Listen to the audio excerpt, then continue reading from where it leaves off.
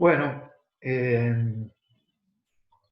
lo otro característica de la replicación es que la replicación se hace de manera bidireccional.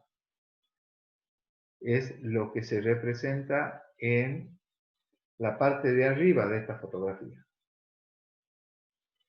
La horquilla de replicación avanza sobre las dos hebras a la vez y en forma bidireccional, en ambos sentidos. ¿De acuerdo?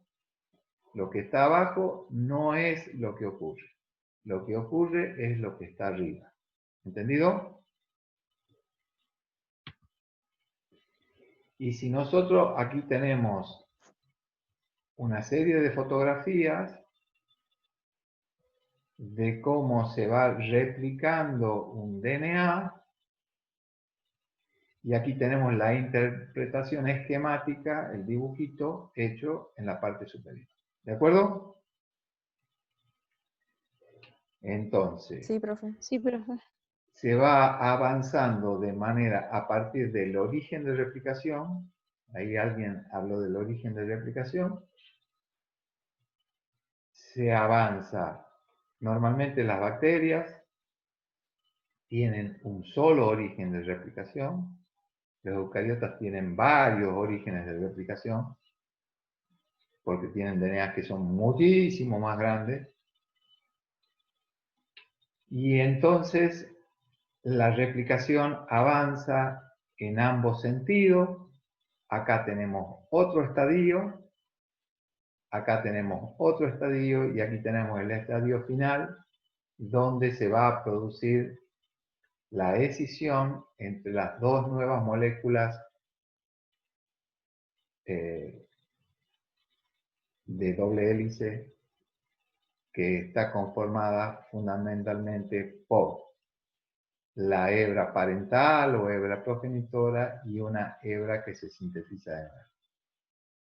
¿Se ve bien eso?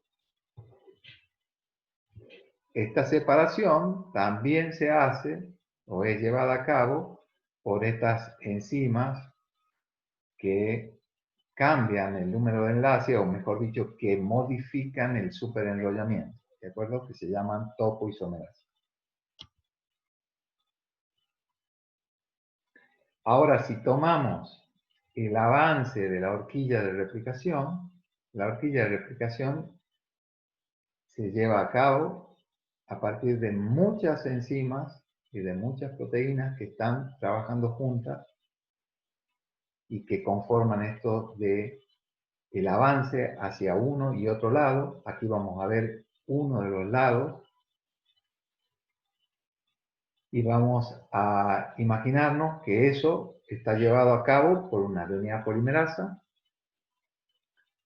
La primera enzima que se purificó guiada por un molde es la DNA polimerasa. Esa DNA polimerasa, como luego se encontraron otras DNA polimerasa, Escherichia coli, a esa DNA polimerasa se le llamó DNA polimerasa 1 y es la que tomamos nosotros de ejemplo para enseñar y para tratar de ejemplificar cómo trabaja, cómo funciona una DNA polimerasa. Esta DNA polimerasa fue la primera enzima guiada por molde que se descubrió y a partir de ella luego se descubrieron otras DNA polimerasa y otras enzimas guiadas por molde. ¿De acuerdo? Cuando se va llevando a cabo ese proceso, la síntesis, la polimerización, se hace siempre en el sentido 5' a 3'. Esto es una regla de oro de las DNA polimerasas. Tienen que saber que siempre se toma como molde a la hebra que va de 3' a 5'. En este caso, la síntesis es continua. La cadena nueva se va formando de 5' a 3' de manera continua, pero sin embargo, en este otro caso, en esta otra hebra, que está puesta de 5' a 3', tiene que ir sintetizándose al revés, o sea, de 5' a 3', de 5' a 3'. O sea que se hace de a fragmentos, de a pedazos, de a cachitos. Y quedan lugares sin sintetizar. ¿De acuerdo? Esto fue descubierto por un señor que se llamaba Okazaki y por lo tanto estos fragmentos se llaman fragmentos de Okazaki. Dicho de otra forma, cuando avanza la horquilla de replicación, la síntesis se va llevando a la vez en las dos hebras progenitoras del DNA, nada más que en una la síntesis se hace de manera continua y en la otra se hace de manera discontinua. Para que se pueda llevar a cabo de manera discontinua y al mismo tiempo que va produciéndose el avance de la horquilla, el DNA este se tiene que ir doblando, formando como rulos, para exponerlo desde el lado 3' para que se forme, o sea, expone el lado 3' y se forma del 5' a 3', porque siempre la DNA polimerasa cataliza la reacción y sintetiza de 5' a 3'. ¿Se ha entendido esto? Sí, profe. Sí, profe. Sí, profe. Bien. Entonces aquí tenemos cómo se va llevando a cabo el proceso de síntesis o de elongación de la cadena de DNA. Para que se produzca la síntesis siempre es necesario una cadena molde. Eso es lo que acá en inglés se llama template DNA. Esta cadena molde es fundamental. Y para que se pueda llevar a cabo la síntesis, esta cadena molde tiene que estar apareada con una pequeña hebra cebadora o iniciadora. Nunca la síntesis de una DNA polimerasa puede empezar de nuevo sin que exista esta pequeña hebra iniciadora o cebadora, que en inglés se llama primer, y que expone un extremo 3' oxidrilo libre. Aquí está el 5' fosfato del cebador o iniciador, y aquí está el oxidrilo 3' libre,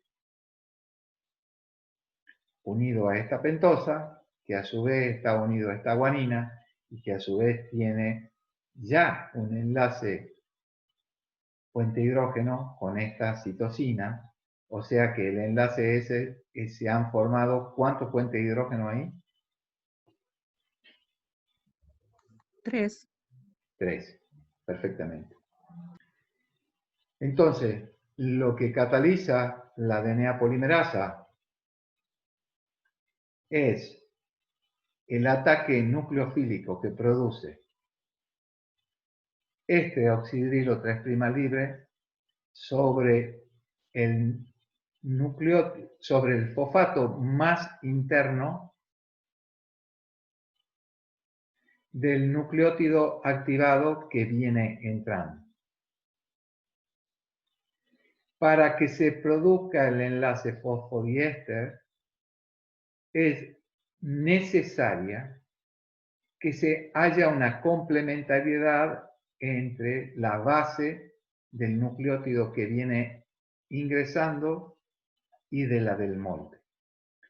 Si no existe esa complementariedad, no se forma el puente hidrógeno y por lo tanto se descabalga, no entra y no se produce el ataque nucleofílico.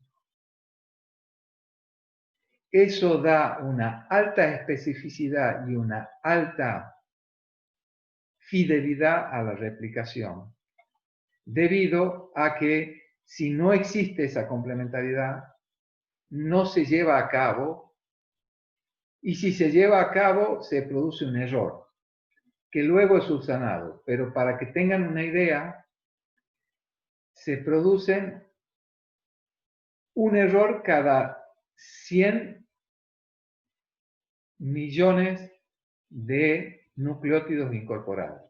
O sea que es prácticamente muy fidedigna la replicación, por una cuestión netamente química, por una cuestión netamente estérica, ¿de acuerdo? Y química. Si no se produce ese enlace, no se produce la atracción que hace que se produzca y que se pueda llevar a cabo el ataque nucleofílico. Cuando se produce ese ataque nucleofílico, se liberan pirofosfatos, que luego es degradado por una pirofosfatasa y hace que siempre la reacción esta vaya en el sentido de la síntesis. Sin embargo, en ausencia de pirofosfatasa y en el laboratorio y en un tubo de ensayo, nosotros también somos capaces de llevar la síntesis, con lo cual este sentido de la síntesis, en presencia de la enzima que lo cataliza, por supuesto, también es llevada a cabo por otros dos elementos fundamentales que son, como dije recién, los puentes hidrógenos que traccionan, que se forman, y también el apilamiento, porque a esto véanlo como si fueran las bases, a ver si me ven ahí, no sé si me están viendo, sí, ahí me están viendo, las bases como si estuvieran apiladas una arriba de otra, como si fueran monedas que están puestas apiladas. Esa interacción de apilamiento también contribuye en el sentido de la síntesis.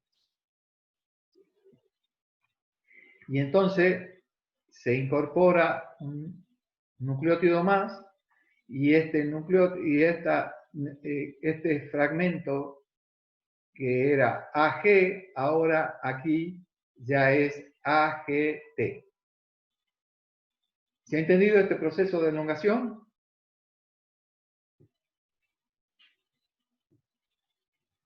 Sí, profe. Sí, Sí, profe. Bueno, entonces continuamos. Algo muy interesante que tienen la DNA polimerasa 1 es que tiene dos sitios activos. No sé si lo dije, pero la DNA polimerasa 1 es un solo polipéptido de aproximadamente 100, 103, me parece, kilodalton, y que tiene dos sitios activos. Un sitio activo que es, aquí está pintado por azul, en azul, este que está aquí, este que está aquí, y otro que está pintado de un rosa pálido o algo así. La DNA polimerasa tiene un anaranjado o amarillo, más bien anaranjado pálido, que es la actividad correctora de pruebas. Esta actividad es una actividad exonucleasa 3', 5', o sea, en el sentido contrario a la síntesis, que lo que hace es verificar todas las veces si el nucleótido que ha ingresado corresponde a un nucleótido correcto y se va a formar de ese modo el enlace puente hidrógeno. Como ven acá, está entrando una C, en el molde hay una A. Cuando la actividad correctora de prueba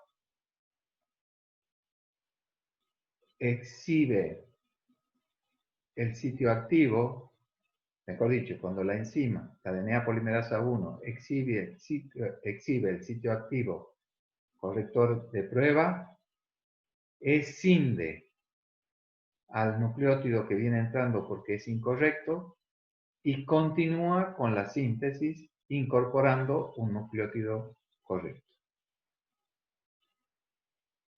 Dicho de otro modo, la DNA polimerasa 1 tiene dos actividades claves, que son la de síntesis en la dirección de síntesis, 5', 3', y la correctora de prueba, que es capaz de ir verificando cada vez que introduce un nucleótido, si es que ese nucleótido corresponde, y esto es lo que le da la gran fidelidad a la replicación.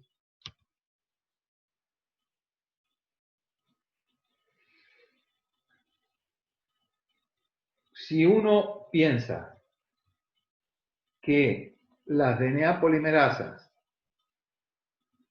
son enzimas que requieren de un cebador,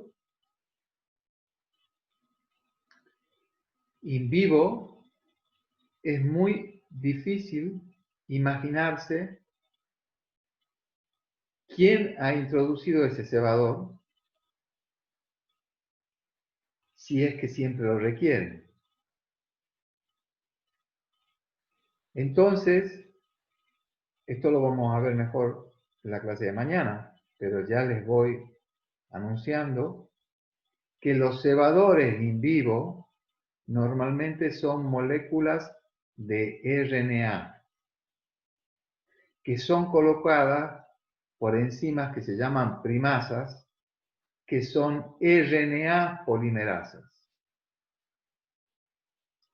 Y esos cebadores de RNA dejan los oxidrilos 3' libres que toman de base las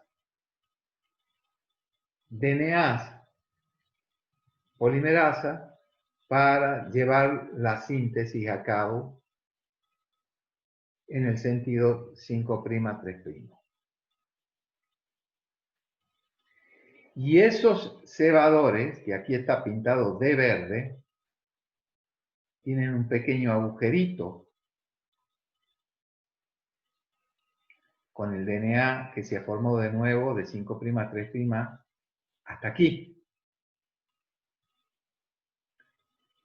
Esos cebadores son removidos por una actividad especial que tiene la DNA polimerasa 1, que es una actividad exonucleasa en el mismo sentido de la síntesis.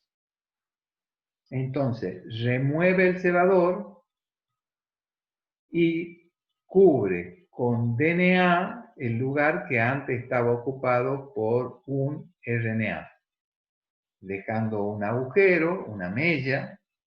Esa mella luego es subsanada por una enzima que restablece los enlaces fosfodiéster y que se llama DNA ligasa. Esto es lo que ocurre in vivo en una célula cualquiera. En este caso, en una célula de Escherichia coli, por supuesto. ¿Están con esto? Por favor. Sí, profe. ¿Profe? Sí. profe. ¿Profe?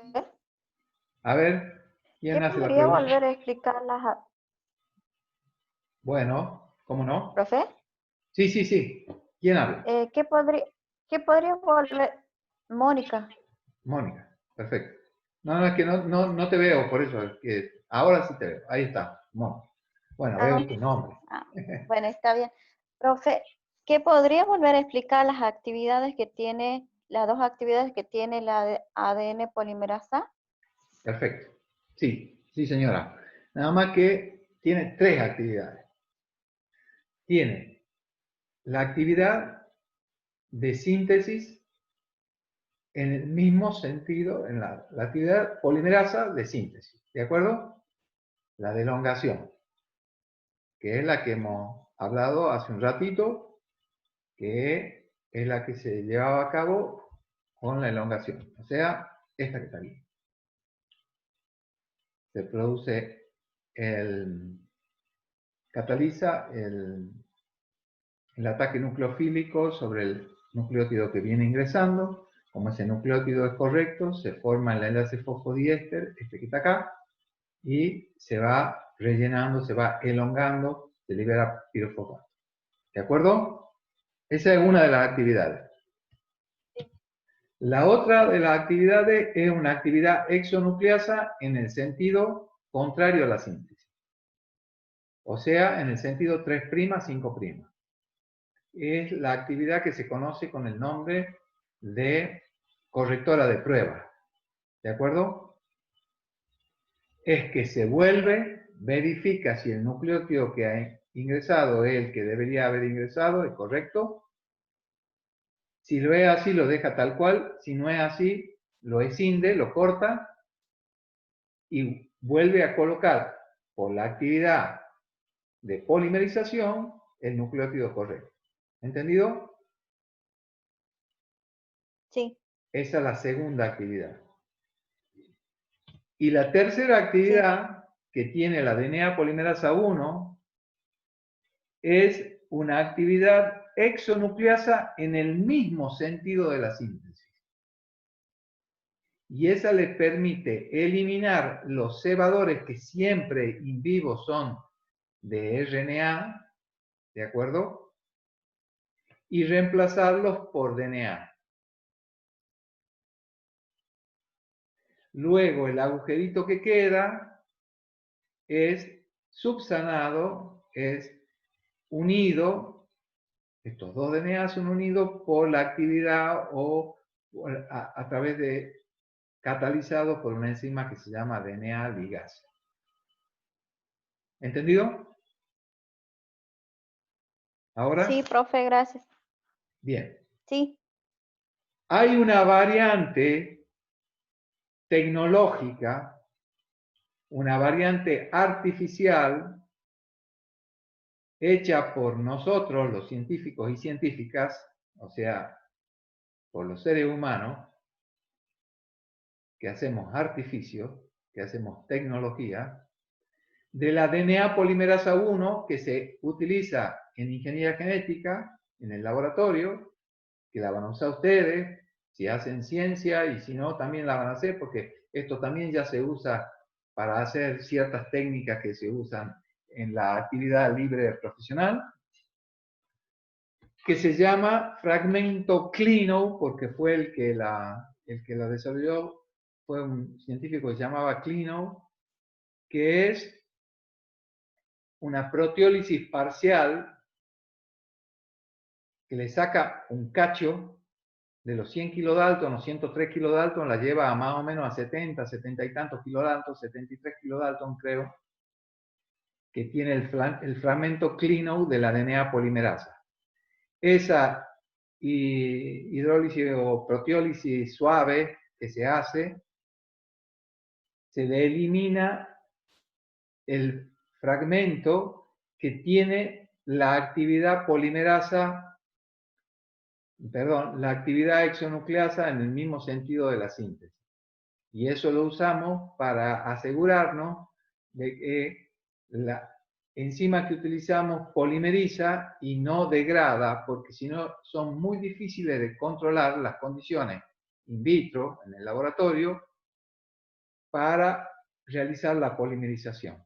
¿De acuerdo? ¿Se ha entendido eso? Sí, profe. Bueno, y ahora vamos a entrar. ¿Qué hora es? No, yo creo que estamos justo, sí, estamos en el momento indicado para cortar la clase si quieren. Con esto prácticamente hemos terminado todo lo que sea DNA y mañana vamos a hablar de RNA y de síntesis de proteínas. Si quieren hacer alguna Bueno, profe. consulta, la hacen ahora o la hacemos mañana, como quieran.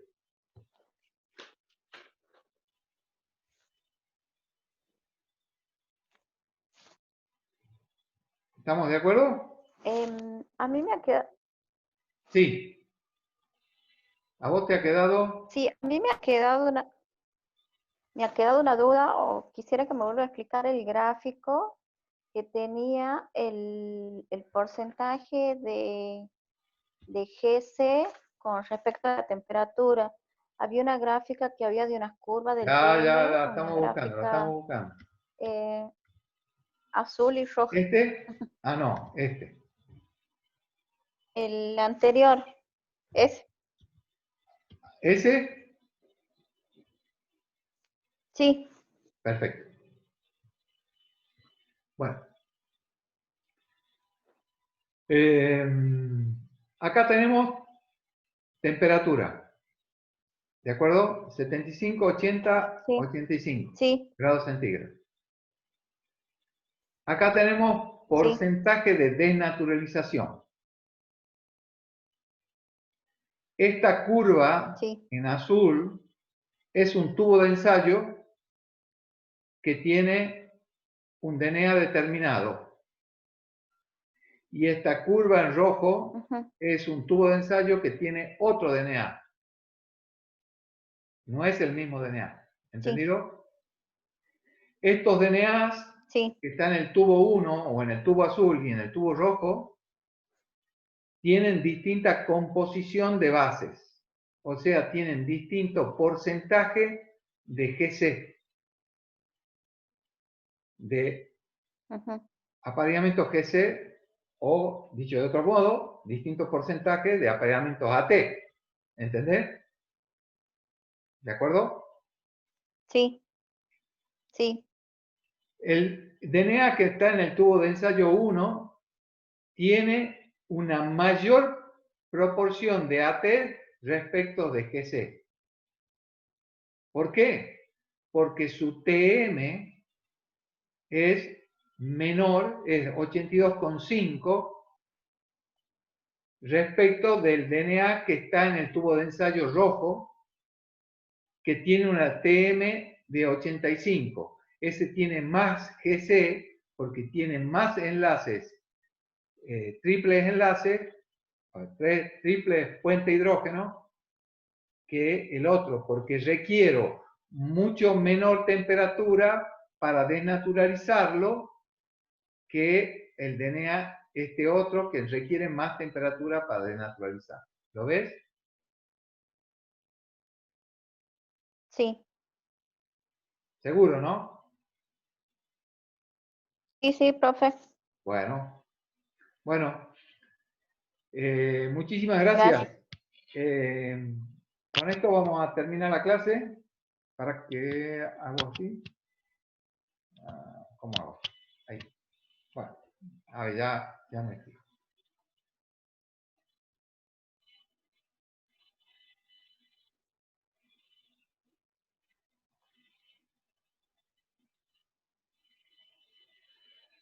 Bueno, nos vemos mañana.